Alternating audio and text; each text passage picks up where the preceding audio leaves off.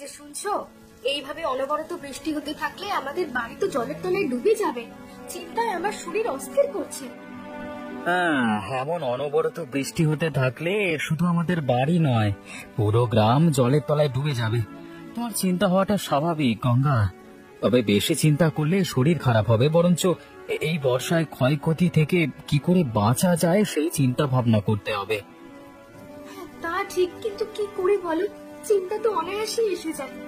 বলছিলাম, ঘরের রেশনও তো প্রায় শেষ হতে চলেছে, এরপর না খেয়ে থাকতে হবে। গঙ্গা, এই বর্ষায় কে কাজ দেবে বলো আমাকে? আমি কি আর ঘরে বসে থাকা মানুষ? আকাশ ভালো থাকলে আমি কখনই কাজে বেরিয়ে পড়তাম। সে তো আমি জানি না গো, তুমিও বা কি করবে? এই দুর্যোগে ঘর থেকে বের হওয়া খুব বিপজ্জনক। না বাবা থাক, আমি না খেয়ে থাকবো, তাও তোমাকে আমি ঘরের বাইরে বেরোতে দেবো না। গঙ্গা, তুমি এভাবে বলো না। কাজের সন্ধান পেলে আমাকে যে যেতেই হবে। মুখে বলা সহজ, কিন্তু না খেয়ে কি আর বাঁচা যাবে বলো? তুমি এত বেশি ভেবো না, বুঝেছো? কি বলছো? এই বর্ষায় আমি তোমাকে একদম ঘর থেকে বেরোতে দেবো না বলে দিলাম। কাজকর্ম পরে হবে, বুঝেছো? আগে আকাশ ভালো হোক, তারপর যত খুশি কাজ করো। আচ্ছা আচ্ছা, ঠিক আছে গঙ্গা, আমি তো আর এক্ষুনি ঘর থেকে বেরোচ্ছি না। আমি বললাম যে যদি কোনো কাজের সন্ধান পাই তাহলে অবশ্যই আমি কাজ করতে বের হব। কাজ করলে দুটো টাকা তো হাতে আসবে, তাই না? ঠিক আছে, যখন কাজের খবর হবে তখন দেখা যাবে। বলছিলাম যে, বড় লোকদের কত মজা বলো। ঝড় বৃষ্টি শীত গরম কিছুতেই ওদের সমস্যা হয় না। ওদের অনেক টাকা, তাই ওরা সবসময় খুব খুশি থাকে, তাই না? গঙ্গা, তোমার পুরো কথাটা ঠিক না। বড় লোকেরা যে সবসময় খুশি থাকে সেটা আসলে ভুল ধারণা। মানলাম ওদের অনেক টাকা থাকে, কিন্তু সবসময় তো আর টাকা দিয়ে সবকিছুকে মূল্যায়ন করা যায় না।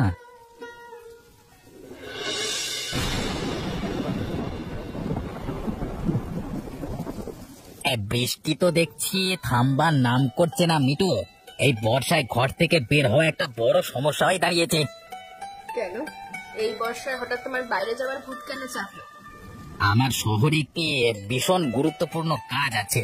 এই কাজটি সময় মতো না করতে পারলে আমার অনেক লোকসান হয়ে যাবে। বর্ষায় গ্রামের সব রাস্তায় জল জমেছে, গাড়ি ঘোড়া কিছু নেই বললেই চলে। এই অবস্থায় কি করে শহরে যাবে শুনি? আগেই দুর্যোগ কাটুক, তারপর না হয় শহরে দেখা যাবে। তাছাড়া তো উপায় নাই মিটু। বর্ষা থামা না অবধি আমি শহরে যাবার কথা ভাবতেই পারছি না। খুব ভালো হতো যদি আমিও ওই গ্রামের গরিব কৃষকদের মতো হতাম। কি পাগলের প্রলাপ বকছো বলো তো? তুমি কেন গরিব কৃষক হতে যাবে? মিটু, ওরা যে কোনো পরিস্থিতিকে মানিয়ে নিয়ে সব কাজ করতে পারে, যেটা আমরা সহসাই পারি না। আজকে ওদের মতো হলে আমি এই বর্ষা তোয়াক্কা না করে খালি পায়ে শহরের উদ্দেশ্যে বেরিয়ে পড়তাম। কি যে হয়েছে তোমার কে জানে? তুমি কি ভাবছো এই বর্ষায় ওই গ্রামের কৃষকদের কোনো সমস্যা নেই? ওনারাও নিশ্চয়ই কোনো না কোনো সমস্যায় আছে। নিশ্চয়ই এই বর্ষায় ওনাদের ফসল নষ্ট হয়ে যাওয়ার চিন্তায় দিনরাত ওনারা ব্যতিব্যস্ত হয়ে আছে। আমি তো সেভাবে ভাবিনি মিঠু, কথাটা তুমি ঠিকই বলেছ। দুর্যোগ সবাইকে ভোগায়, কি গরিব আর কি ধনী।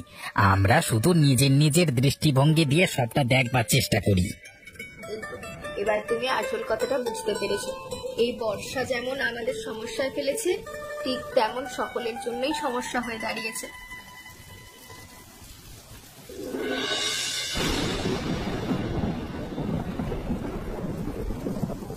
গঙ্গা, এই বৃষ্টির সন্ধ্যেবেলায় আমার মুরগির পকোড়া খেতে মন করছে, সাথে গরুর দুধের চা। ওরে বাবা, মুরগির মাংসের তো অনেক দাম, তার উপর আবার দুধ কোথায় পাবো বলো? এখন মনে হচ্ছে আমরাও যদি বড় লোক হতাম তাহলে মুরগির মাংসের পকোড়া আর দুধের চা খেয়ে এই বর্ষার সন্ধ্যাবেলাটা উপভোগ করতে পারতাম। সকালে তো আমাকে অনেক জ্ঞান দিচ্ছিলে, এখন কেন বলছো তাহলে বড়লোক হলে ভালো হতো? মনে আসলো তাই বললাম আর কি। ইচ্ছে করলেই কি সব ইচ্ছার পূরণ হয়? আচ্ছা আচ্ছা, এত মন খারাপ করতে হবে না। তুমি একটু অপেক্ষা করো, আমি এক্ষুনি আসছি তোমার জন্য জল খাবার নিয়ে।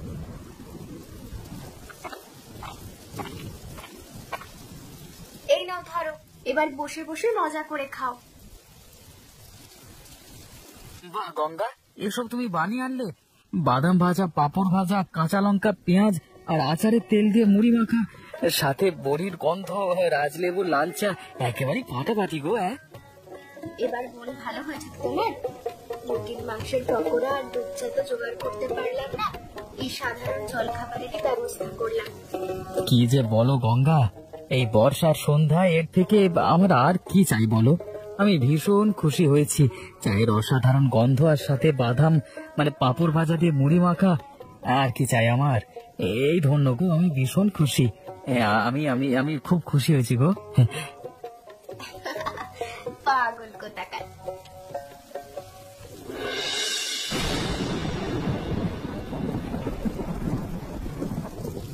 বলছিলাম যে বাইরে বৃষ্টি হচ্ছে, বেশ ঠান্ডা ঠান্ডা চারিদিকটা।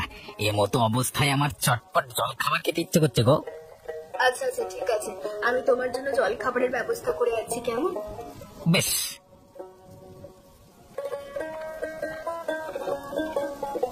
এই নাও তোমার জল খাবার। মুরগির মাংসের পকোড়া দুধ চা, এই তো বড় রোজ রোজই খাই। যাকে এনেছে যখন কি আর করা যাবে। এই বৃষ্টির সন্ধ্যায় এর থেকে ভালো আর কি নাস্তা হতে পারে? গরম গরম চা আর পকোড়া, আর কি চাই তোমার? না মানে ঠিক আছে, কিন্তু যদি মুড়ি মাখা কাঁচা পেঁয়াজ লঙ্কা দিয়ে মানে সাথে বাদাম আর পাঁপড় ভাজা হতো, তার সাথে লেবু চা, তা আরো জমে যেত। কি অদ্ভুত লোক! সামনে তোমাকে পকোড়া আর দুধ চা দিলাম, সেগুলো ছেড়ে তোমার মুড়ি খেতে ইচ্ছা করছে। তুমি সত্যি একটা অদ্ভুত লোক। মিটু, সত্যি বলছি, মুরগির মাংস আমরা রোজ রোজই খাই, আর দুধের চা এর ব্যতিক্রম, কিন্তু মানে কিছু খেতে ইচ্ছে হচ্ছে আর কি। দেখো, ওসব গাঁইয়া খাবার দাবার আমাদের বাড়িতে নেই। ফ্রিজে মুরগির মাংস ছিল, সেগুলো দিয়ে পকোড়া করলাম, ভাবলাম তোমার ভালো লাগবে। কিন্তু কি জানো, তুমি আবার মুড়ি মাখা খাওয়ার জন্য আশা করে আছো। রাগ করো না মিঠু, আমি তোমার তৈরি জল খাবার গুলো খেয়ে নিচ্ছি। আমার স্বাদ হচ্ছিল মুড়ি মাখা খাই বাদাম দিয়ে, তাই তোমাকে জানালাম। এতে রাগ করবার কি আছে? অনেক রকম ইচ্ছি তো মনে জাগে, সব ইচ্ছে কি সবসময় পূরণ হয়ে যায় বলো?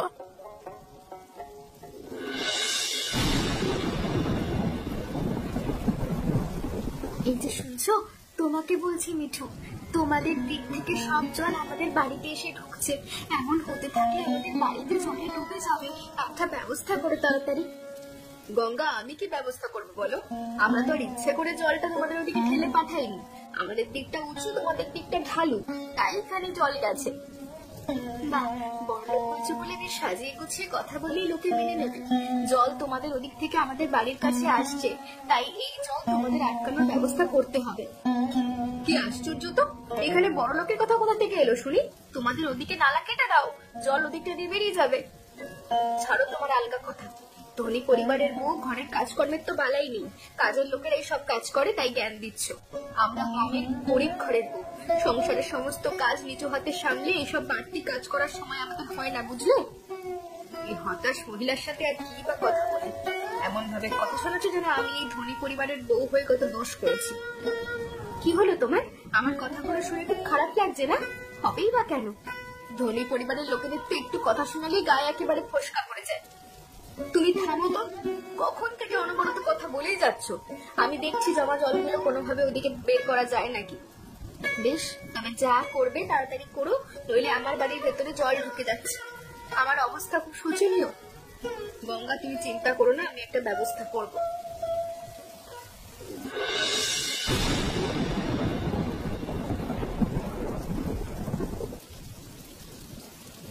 শুনছো, বাড়িতে শাক সবজি কিছুই তো নেই প্রায়। কি দিয়ে ভাত খাবো দুপুরে? ও আচ্ছা, তাই নাকি? ইস, এই বর্ষা এভাবে হাত গুটিয়ে বসে থাকলে পেটে আর অন্ন দিতে পারবো না, বুঝলে গঙ্গা? সে তো বুঝেছি, কিন্তু এই বর্ষায় তুমি কি কাজ করবে? কে তোমায় কাজ দেবে? সব জায়গাতেই তো জল থই থই করছে। অন্যভাবে তো দুটো টাকা রোজগার করা যায়, তাই না? কি করে তুমি টাকা রোজগার করবে এই দুর্যোগে? এই বর্ষায় তোমাকে কেউ কাজ দেবে না। বর্ষাতে নদীর জল বেড়েছে, অনেক বড় ছোট মাছ হয়েছে নদীতে, সেগুলো ধরে বেচতে পারলে বেশ কিছু টাকা হাতে আসবে। না না, আমি তোমাকে কিছুতেই নদীতে যেতে দেবো না। নদীতে অনেক জল, এই সময় মাছ ধরা নিরাপদ নয়। একটু বৃষ্টি কমলে তারপর না হয় যেও। বেশ, তবে আজকে খাবারের কিছু ব্যবস্থা করতে হবে তো। কি রান্না করবে শুনি? ভাবছি জমিতে বেশ কিছু কলমি শাক আর কচুর লতি হয়েছে, সেগুলো তুলে এনেই রান্না করব। সর্ষে বাটা দিয়ে লতি আর সোমবার রসুন দিয়ে কলমি শাক। আমাদের মতো গরিবের বড় মাছ মাংস খাবার তো আর ক্ষমতা নেই, তাই সাধারণ খাবার খেয়ে থাকতে হবে। বাবা বাবা বাবা, গঙ্গা অসাধারণ! কচুর লতি আর কলমি শাক হলে মাছ মাংসের কোনো প্রয়োজন পড়ে না। কখনো কখনো খুব সাধারণ বস্তু অনেক সময় অসাধারণ মনে হয়। আসলে অভাবের সংসার তো, সাধারণ কিছুকে অসাধারণ ভাবাটাই খুব স্বাভাবিক। যাই, আমি রান্নাটা সেরে আসি। গঙ্গা, তুমি তোমার মতো করে রাঁধো, হ্যাঁ? আমি পরম তৃপ্তিতে খাবো, এ কথা আমি তোমাকে দিতে পারি।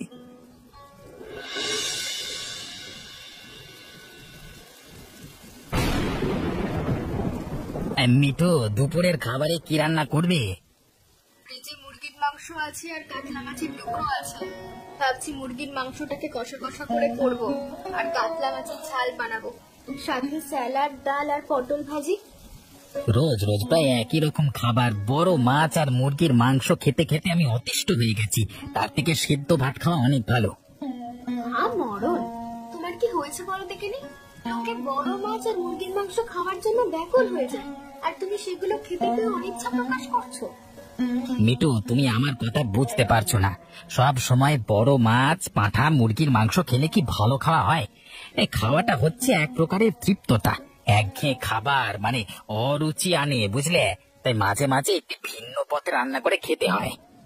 বাবা, তাহলে তুমি সাধু হয়ে যাও। আর যখন তোমার খাওয়ার প্রতি অনীহা এসেছে, আচ্ছা বলো তো, তুমি কি খাবার খেলে তৃপ্তি হবে? এখন বর্ষা, তাই ছোট মাছ দিয়ে লতি চচ্চড়ি, কলমি শাক, ডাঁটা চচ্চড়ি এসবই তো এই ঋতুতে খেতে ভালো লাগে। কথাটা তুমি মন্দ বলনি। আসলে আমরা রোজ রোজ দুবেলা মাছ মাংস সবই তো খাই। কখনো কখনো শাক ভাজা বা সেদ্ধ ভাত খেতেও কিন্তু বেশ ভালো লাগে।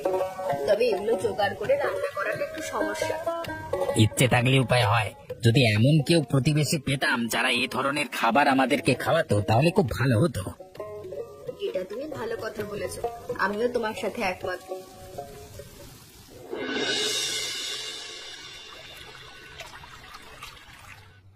গঙ্গা, বলছিলাম বৃষ্টিটা একটু থেমেছে, আমি বরঞ্চ একবার নদীতে যাই, সেখান থেকে কিছু মাছ ধরে হাটে বেচে আসবো, তাহলে হাতে কিছু টাকা আসবে। বেশ, সেটাই না হয় করো, কারণ বাড়িতে চাল, ডাল, মশলা, শাকসবজি প্রায় শেষ। মাছ বেছে যদি কিছু রোজগার করতে পারো তাহলে তাই হোক। এই জন্যই তো আমি বৃষ্টি থামবার সুযোগের অপেক্ষায় ছিলাম। আর বেশি দেরি না করে আমি বেরিয়ে পড়ছি, বুঝেছো? বলছিলাম, জমিতে কিছু লতি এবং কলমি শাক হয়েছে, তুমি সেখান থেকে কিছুটা তুলে রেখো, কেমন? পারলে সেগুলো আমি হাটে নিয়ে যাব। বেশ, তাই করবো। আচ্ছা আচ্ছা, বলো কি জিনিস ফুরিয়েছে? আমি হাট থেকে আসবার পথে সব দরকারি জিনিসপত্র নিয়ে আসবো। জিনিসপত্র তো প্রায় সবকিছুই লাগবে, যেমন চাল, ডাল, সর্ষের তেল, মশলা, এগুলো তুমি মনে করে নিয়ে এসো। আর সাথে একটু শাকসবজি, কেমন? বেশ বেশ, তাহলে আমাকে একটা বড় ব্যাগ সাথে করে দিয়ে দাও। এই নাও, সাবধানে যেও। এদিকটা দিয়ে একটা নালা কেটে দিই, তাহলে জমানো জলগুলো খালের দিক থেকে চলে যাবে। এবার যতই বৃষ্টি হোক, গঙ্গার বাড়ির কাছে আর জল জমাট হবে না।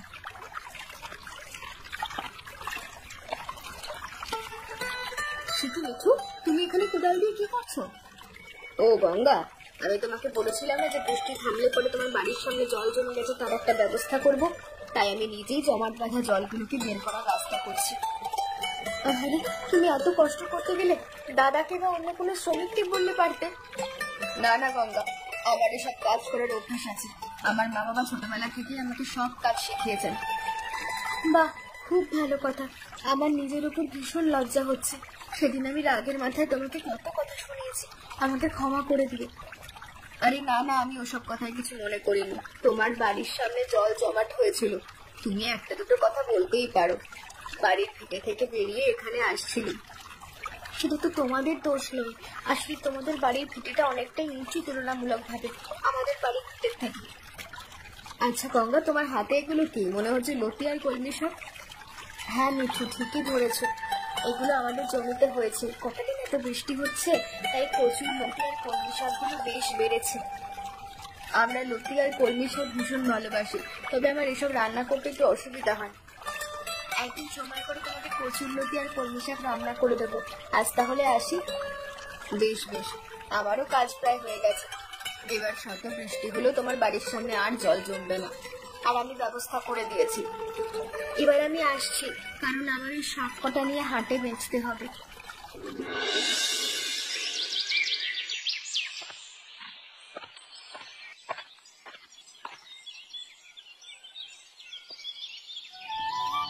আরে পুলক, কোথায় যাচ্ছ? এই যে আমি হাটের দিকে যাচ্ছি। তুমি হাতে করে কি নিয়ে যাচ্ছ?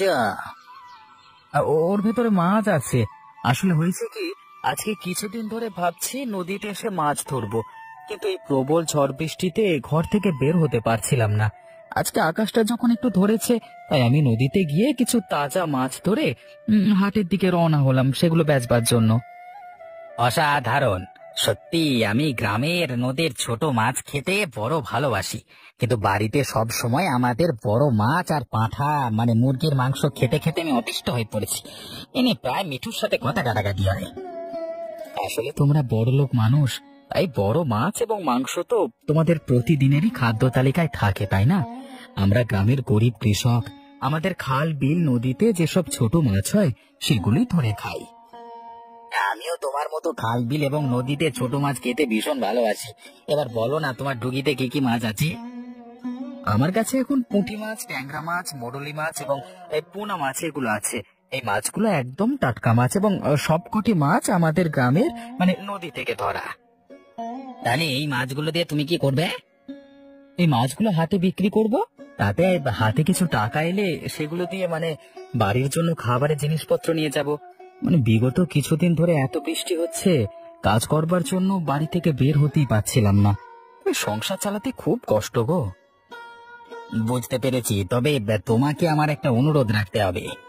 কি অনুরোধ? আমাকে তোমার ডুগি থেকে কিছু ছোট মাছ দিতে হবে, সেগুলো আমি বাড়ি নিয়ে যাব।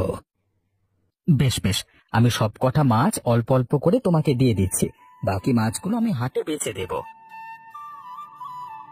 এই নাও তোমার মাছের টাকা। না না, আমাকে মাছের টাকা দিয়ে লজ্জা দিও না। আজকে প্রথমবার তুমি আমার থেকে মাছ চাইলে, তাই তোমাকে আমি খুশি হয়ে মাছগুলো দিলাম। তবে এর বিনিময়ে যদি তুমি আমাকে টাকা দাও, তাহলে আমার ভীষণ খারাপ লাগবে।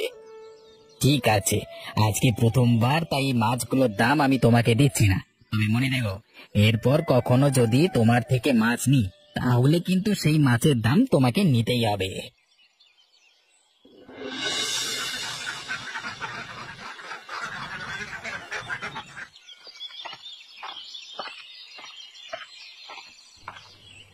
মিটু, মিটু, এদিকে এসো তাড়াতাড়ি।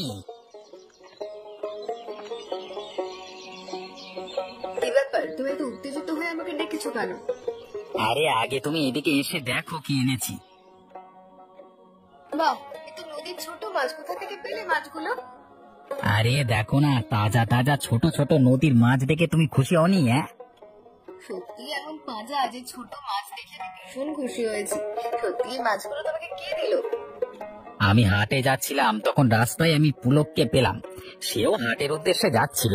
অশোকের মানে পুলকের হাতে একটা ডুগি ছিল। সে সকালবেলায় গ্রামের নদী থেকে অনেক ছোট মাছ ধরেছিল, তারপর সেগুলো হাটে বেচবার জন্য যাচ্ছিল।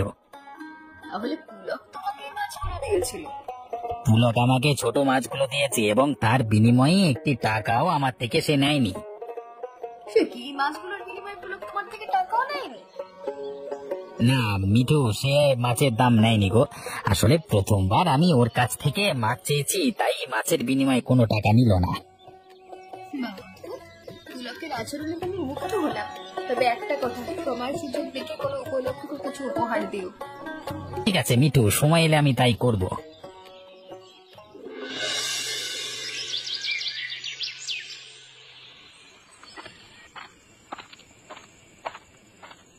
এই গঙ্গা, এদিকে এসো, আমি সব বাজার করে এনেছি। কোথায় দেখি দেখি। ও মা, তুমি কত বাজার করে এনেছো? চাল, ডাল, শাকসবজি, আবার মাছও এনেছো? হ্যাঁ গঙ্গা, আজকে নদী থেকে অনেক ভালো ভালো তাজা তাজা মাছ ধরতে পেরেছি। এগুলো নিয়ে আমি হাটে যাওয়ার সাথে সাথে সব মাছ আমার বিক্রি হয়ে গেল। তাই নাকি? যাক, অনেকদিন পর ছোট মাছের চচ্চড়ি রান্না করব। বলছিলাম, হাটে যাওয়ার পথে অশোকের সঙ্গে দেখা। সে আমাকে বলছিল ওদের নাকি বড় মাছ আর মাংস দিয়ে ভাত খেতে খেতে অতিষ্ঠ হয়ে গেছে, তাই ছোট মাছ খুঁজছিল। ওরা বড় লোক মানুষ, ওরা বড় মাছ খাবে না তো কি আমাদের মতো ছোট ছোট মাছ খাবে? না না, আসলে তেমনটা না। অশোক সত্যি সত্যি ছোট মাছ খাওয়ার ইচ্ছে প্রকাশ করছিল, তাই আমি ওকে অল্প ছোট মাছ দিলাম। যাক, ভালোই করেছো। এইদিকে আরেক কাণ্ড হয়েছে। কি ঘটনা? আজ সকালে যখন আমি জমি থেকে কলমি শাকা লতি তুলতে গেছিলাম, তখন থেকে অশোকের বউ মিঠু বাড়ির সামনে জমার জলগুলো কোদাল দিয়ে ছড়িয়ে দিচ্ছে। কি বলো, মিঠু একজন মেয়ে মানুষ হয়ে ও কোদাল দিয়ে আমাদের বাড়ির সামনে জমা জলগুলো সরিয়ে দিচ্ছিল? আসলে সেদিন আমি বর্ষায় জমে যাওয়া জল নিয়ে ওকে কথা শুনিয়েছিলাম, তাই এই কাজ করলো। আসলে আমার ওকে ওভাবে কথাটা বলা ঠিক হয়নি, যদিও আমি পরে আমার ভুল বুঝতে পেরে ক্ষমা চেয়ে নিই। যাক, ভালোই হলো। তবে মিঠুকে এই কাজের জন্য অবশ্যই ধন্যবাদ দিতে হবে, এবং পারলে সামর্থ্য মতো উপহার, বুঝলে? বেশ বেশ, তাই করবো। ভাবছি আর সন্ধ্যেবেলা ওদের বাড়িতে গিয়ে কৃতজ্ঞতা জানিয়ে আসবো। ঠিক আছে, তোমার সাথে আমিও যাব।